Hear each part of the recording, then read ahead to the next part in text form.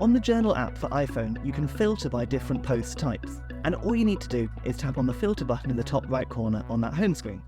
From here you can filter by several different categories. I'm going to filter by places first of all, and now only entries that have got a location attached to them will show up. These could be photos where I've tagged a location or the location by itself.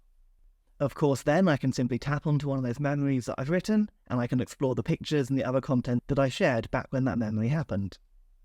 I can go back to my filter options, and maybe this time we'll look for videos instead. And now there's only one post on my journal so far, and it's the first snow of the year. I can really quickly tap on there and watch that video, which means it's easier to find the content that I want to get to. But as your journal grows and you start getting dozens or maybe hundreds of posts with videos included, you can see how this filter might not be quite as useful, and that's why you can bookmark certain posts as well. So on my first snow memory, I'm simply going to pull it to the right hand side by swiping right, and then tap that bookmark icon, and you'll see a little orange bookmark icon in the bottom corner as well.